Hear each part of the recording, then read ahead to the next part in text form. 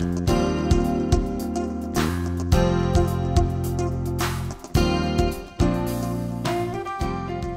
friends, and welcome to another edition of 15241 Today Talk.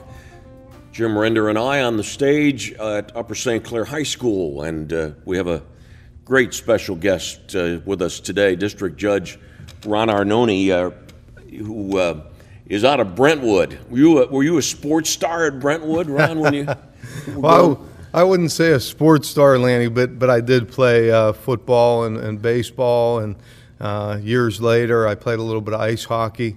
But I've come to find out that I'm a much better coach than I was a player.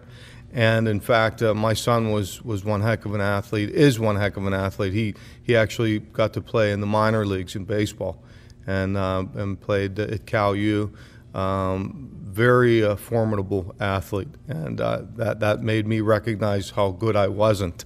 But I did play, and I played hard, and enjoyed baseball, football, and ice hockey. Those were my sports. Well, you mentioned your son. He's, 26? Yep. And you said he was in the minor leagues for a few years? Yes, yeah. He played actually for the Seattle Mariners out in California for about a year. He had a knee injury and kind of set him back a bit. He tore his ACL, MCL. But, Nick's about 6'2", and just both on the baseball and football field. He's a southpaw, so we kind of guided him a little more toward baseball. Sorry, Coach. I'm sure, used to it. I'm sure if he was in St. Clair here, you probably would have made sure he was playing football, because, boy, when he was on the gridiron, he could – he was my guy. I coached football for about 13 years, and I coached baseball for about 14 years. And Nick led the team in tackles, and he was my quarterback. So he was very, very good.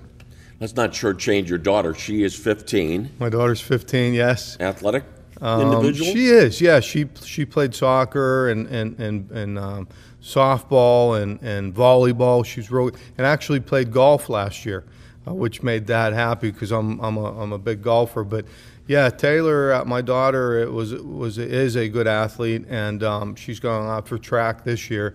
But it was interesting, the one year we were out in California vacationing, and Taylor said to me, this was years after coaching Nick in baseball and football those years, and I thought I'd have a chance to relax a little bit. And Taylor said, Dad, would you mind coaching me in soccer? And I said, honey, I'll sign up to help out, but I really don't know much about soccer. But I'm sure, I know it's a great game. And I get an email when I'm out in California vacationing, Ron Arnoni's team. So I called the president. I said, John, what are you doing? I don't know anything about soccer.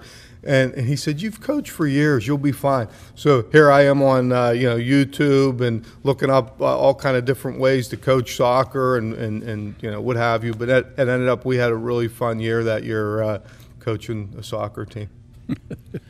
What does a district judge do? What are your major responsibilities? Well, they're many, and they vary. And to be a district judge, you have to have a lot of background and information in a lot of different areas. And district judges are responsible for a wide spectrum of things, including criminal, landlord-tenant, civil, traffic, just to name a few. I see on an annual basis between 5,000 and 6,000 cases a year just in my courtroom alone. We also, as district judges, sit throughout Allegheny County, and in fact, we sit downtown. There are days, unfortunately, where I put in 15, 16 hours, because we have to work in our court, and then we have to go downtown. Additionally, we're on call for homicides. So we have to go downtown and preside over homicides. All homicides are presided downtown Pittsburgh. But it's very vast, and you really need to be on your toes and know not only the ins and outs of business and contract law, but the criminal code, and you have to be very studied. That's why each and every year all district judges are required to do 36 hours of continuing legal education. It's the most extensive in the judiciary, and I'm very proud of that. Jim? you had quite a background in the various phases of the legal community. In fact, I think you said you worked 13 years for the Attorney General and the FBI. Why don't you expound on that a little bit? Sure. Yeah, I think it's given me a lot of background and information as it relates to the current job that I have as district judge. Spending that time with the Attorney General's office and task force with the FBI and working with the DEA, I had been able to work very in a detailed way on cases from the very beginnings of the investigations all the way through, the court process. And I have been involved in writing a lot of search warrants and executing them. I've been involved in, a lot of criminal complaints and affidavits of probable cause. And that's a lot of things that we see as district judges where I have to sign off on those things. And having been in that field and in that background and doing those things and working them from the bottom, from the ground up, has really been a good teacher for me in this position. And of course, every day in the field and working with other agents and working with attorneys and at the Attorney General's office has given me a lot of background too. So saw a lot of interesting cases in my time there. One of our previous guests, Mike Fisher, was the Attorney General. I think he had a little bit to do with some of your career, didn't he? Yes, absolutely. As a matter of fact, I certainly give Mike Fisher a lot of credit for not only where I'm at today, but the person that I am. He was a mentor, a friend, and helped lift me up. And I have a lot of respect for Mike. He is just a very accomplished individual in so many different ways in so many different areas. And I like to think that I emulate myself in some ways after him. But he was the one who pushed me to pursue my education and make me the person I think that in part that I am today. That's great. You started out in business. At what point did you decide I'm gonna be a district judge, or I'm gonna have things to do with helping take care of the law issues of society? Well, as far as starting out in business, Lanny, yeah, my family had businesses for many years. We had a landfill and hauling business, and it gave me a lot of background and information as it relates to contract law, as it relates to just running a business and dealing with personnel. And we had hundreds of employees, and so that helped me to be the person I am today. My grandfather and my father taught me a lot, and one of the biggest lessons was humility, and that's what I bring to the bench. But what brought me ultimately from the business background, and I digress a little bit because one thing that I think I didn't tell you guys is I also was the youngest elected mayor in the Commonwealth of Pennsylvania. It's interesting. I'm one of few people that have served all three branches of government.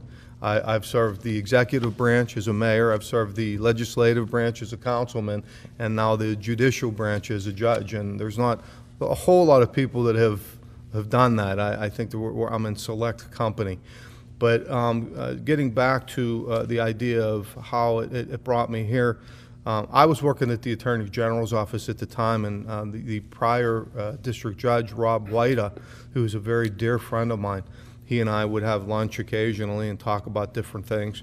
And he asked me one day, he said, hey, what do you think about coming and doing this if I move up to the Superior Court or some other level? And I said, Rob, I'm good right where I'm at. I said, I'm busy and I enjoy my work and helping execute cases for the Commonwealth. And he said, well, I think you'd be really good. And I said, I appreciate that very much, but I'm happy with where I'm at and what I'm doing. And he said, well, I just think it'd be good. And unfortunately, Rob passed away not too long after that conversation that we had. And boy, I sat and prayed and I contemplated the words that we had together, and I don't know if you want to call it a calling or not, but that's what it was for me. I decided, with all the information I've had with business and law enforcement, and having been through 3 academies in law enforcement, and my education and my background and what have you, I thought, boy, this probably would be a good position for me. And I'm going to bring that to the table. I want to help our communities. I want to help our kids. And it was Rob Whita, really, who introduced me to the idea, and I fulfilled that by being appointed by Tom Corbett, unanimously confirmed by the Senate, and then ran again a year and a half later and retained my seat. How often do you have to run for this office? 6 years. It's a 6-year term. You said you were mayor of what township? Of Brentwood. Of Brentwood? Yeah. Yeah. And when you were on the council there at Brentwood? I was, yes. As a matter of fact, it was interesting, kind of a cool backstory. The longtime mayor, that Jim Joyce, who was there for many years, he and I kind of took a liking to each other. Was he a football official? I know his son was very involved in football. I'm not sure if he was an official or not. He might have been years ago. But we had many different conversations about a lot of different things. And he said, you know, I'm thinking about retiring, and I think you'd be the guy for the job. And I was like, what? You know, I was in my late 20s at the time, my late 20s, I believe. And he said, I think you'd be fantastic and it was a great opportunity, and I ran and I won with his support and the support of a lot of other people. And it turned out, you know, I was with a population over 10,000, the youngest elected mayor in the Commonwealth. So it was pretty cool. And how many years did you serve as mayor?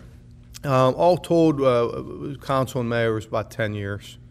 And I often like to talk about one of my, we had a number of accomplishments when I was there, keeping taxes low, and a huge road infrastructure program where it was $1.3 million, one of the biggest in the history of Brentwood, but with no tax increase. We used creative financing.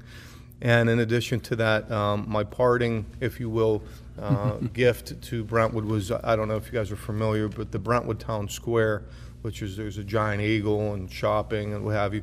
And that was something that I worked along with a lot of other legislators, bringing funding in, and the Shapiro family, the giant eagle developer. We were able to really put together a great complex that I think now still helps Brentwood from a tax-based standpoint to retain its value.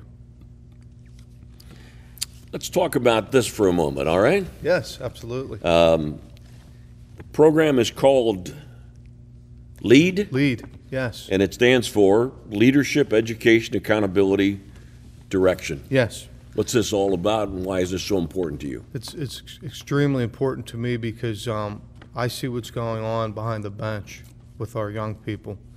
And I know that families are busy and parents are busy, both working full-time jobs. And I decided, you know, I've always been interested in outreach, and it was something I talked about during my original campaign to help young people.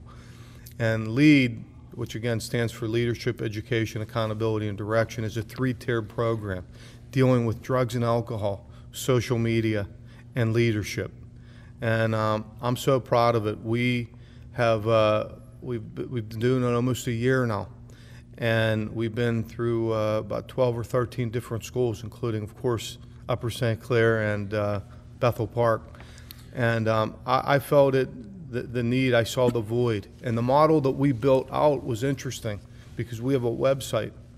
And you know how hard it is for parents to get to events for their kids.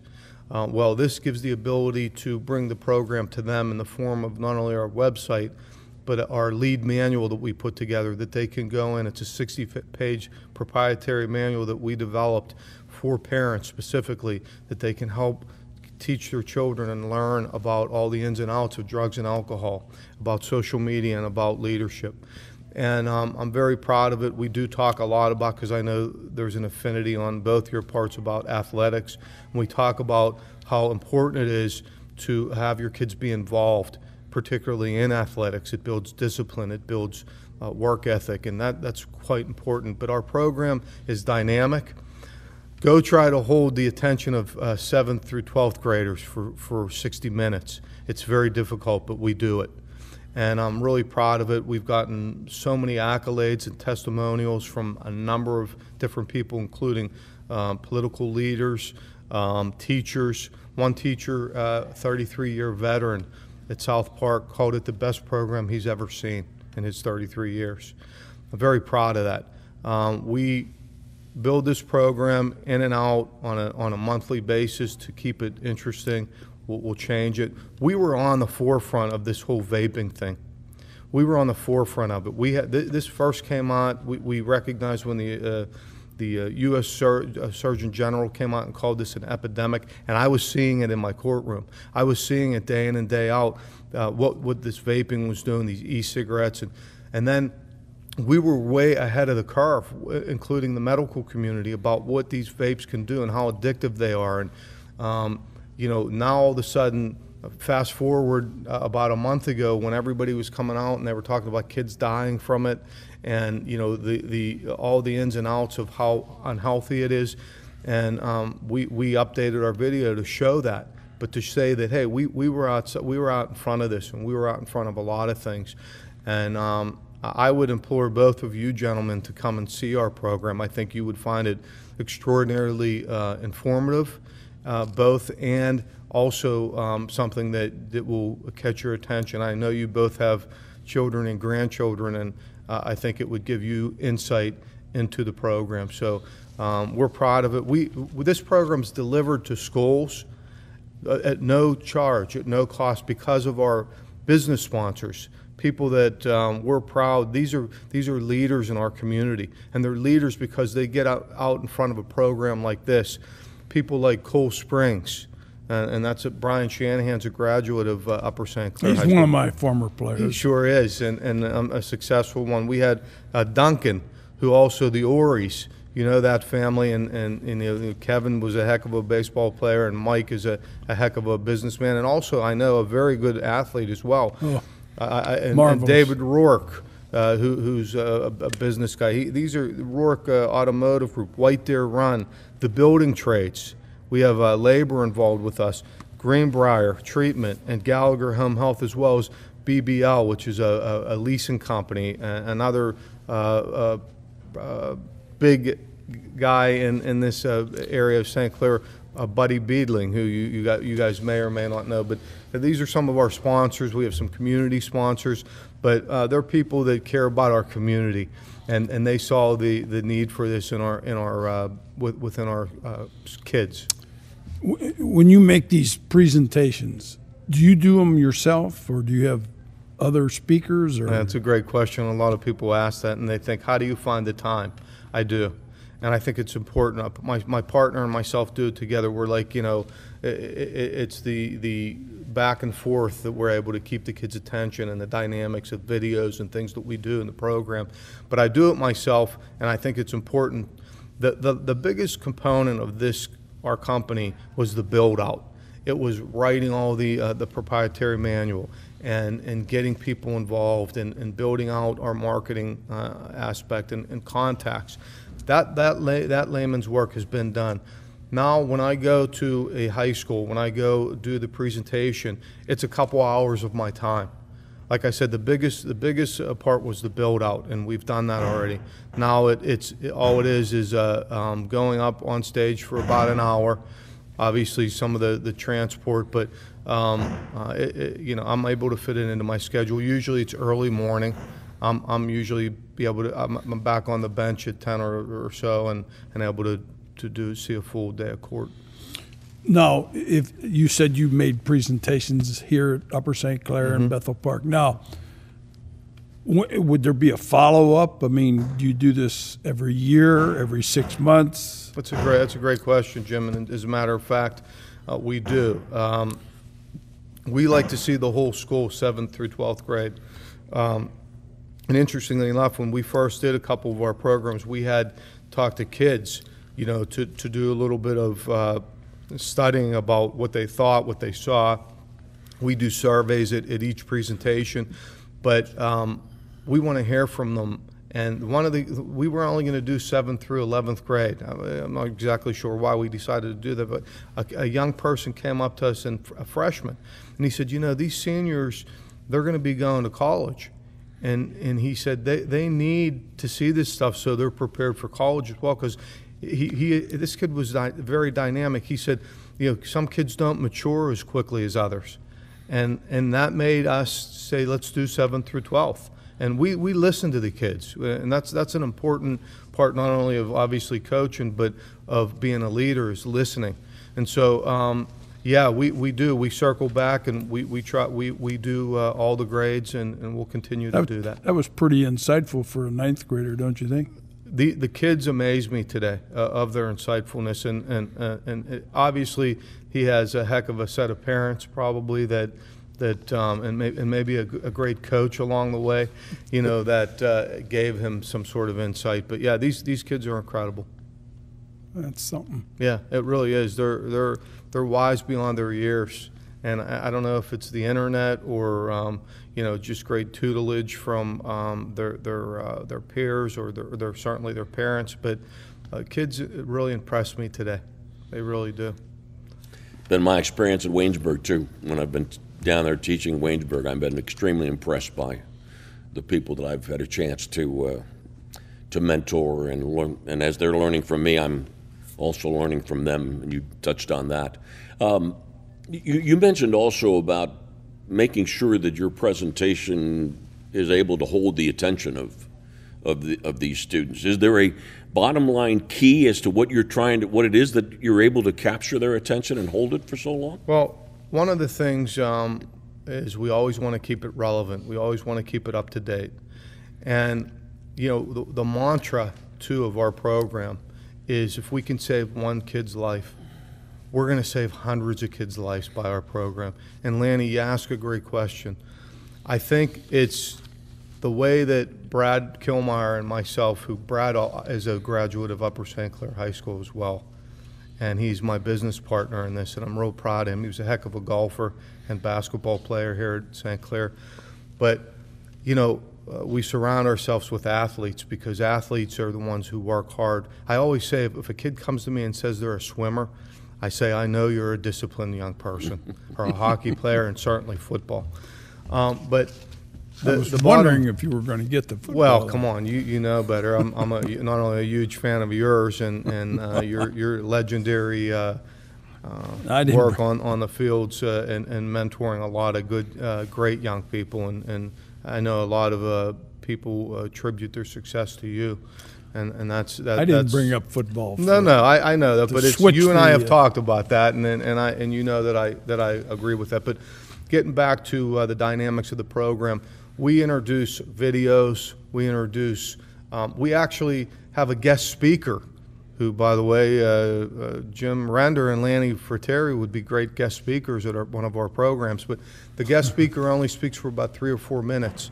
And we those 3 or 4 minutes are very dynamic because we want to bring experiences that you bring to the table in our presentation. We always ask our speakers to come and see the program first, so they know what they're seeing and what they might want to talk about, so they can reflect on it. But the idea that how we keep it dynamic is, as I said, music, videos, and our interchanging concept of dialogue. And it's believe it or not, and come see it for yourselves, the attention, you can hear a pin drop. And then at the end, we have a Q&A. And, we give some things out, like Dave & Buster's is one of our partners, Dunkin' Donuts, some others, Cool Springs. So some of the kids, they all get a little freebie at the end, if you will. But we have a Q&A session at the end. And boy, you should see the kids raise their hands and ask great questions. And what I do is I filter through and answer those questions as best that I can. And it's very interesting how that dialogue and that dynamic becomes part of the program. I would like to come. When you say you can hear a pin drop in an hour presentation, I've spoken to enough young people to know that's not easy to do. You're right. Even when I was a coach and they elect to come to your program, it's tough even when they elect to be there, let alone when they're kind of pushed to be there. Right. Well, I can't tell you, kids will be kids, and there are times where, there's been a few times where they fade off. Sometimes the little bit of chatter is what they're seeing, which is, not necessarily a bad thing, but Judge Arnoni, my partner Brad Kilmeyer, will say, tends to command the stage, if you will. In other words, I will call a kid out. I will. I saw you do that right here in this auditorium one day. So, I mean, I tell them, I said, I didn't come here to waste my time. I came here to teach you. I came here for you to get something out of this. And I will not, I demand your respect. And at some point, you will understand that. And so they get it, and it is fulfilling to be able to see that happen. Earlier in this discussion, you used the word you bring humility to the bench. What else is necessary to be a good justice? What are some of those important traits for someone like yourself? I think obviously one of the really most important traits is to be a good listener. You have to be able to listen to what's being said. Obviously, you need to have good judgment. You need to have a good background of a lot of different areas because you see so many different things. So you have to have good perspective. And of course, you need to be fair. And my mantra is tough but fair. And that's what I like to think that I am is I'm fair, but believe me, if it's needed, I will be the first one to put you in jail or to do whatever I need to do to make sure that justice is being executed. And there's times when young people are in the courtroom and I have a case where somebody's going to jail, and I'd like them to see that. I want them to know that that's how the justice system works. But I think that's a great question, Lanny. I really think that you have to be very diverse in your thought process, but be able to. One of the things I like to tell people is I'm a human lie detector. And I've been trained. I've done a lot of interrogations, and in fact, verbal cues are certainly something that I watch for. And I have a trained eye. And when I say I'm a human lie detector, believe me, it works. I can tell the truth from a lie very, very quickly. When you talk about humility, I've been in traffic court before judge a couple of times, and humility wouldn't be the word I would use to describe these guys that I happen to. Well, I got another name I'd like to throw out. Yes. Baldy Reagan. Good guy. Did you have any association with him? He was a little. I was a little younger. Yes. But I know his. I know Danny quite well. Really, really great guy. Awesome family. And a wonderful human being, and liked him a lot of what I knew of him. The guy that I knew, when you're talking about going back, is Justice Zappala, who was somebody that I was fortunate to spend some time with, having lunches. He was a wonderful guy. And he and I and Dr. Phil Rapepi used to lunch. Maybe you aren't even aware of this. Baldy used to run the press box at the Steeler games because he was a North Side Irish Catholic that grew up with the Rooneys, and he ran the press box.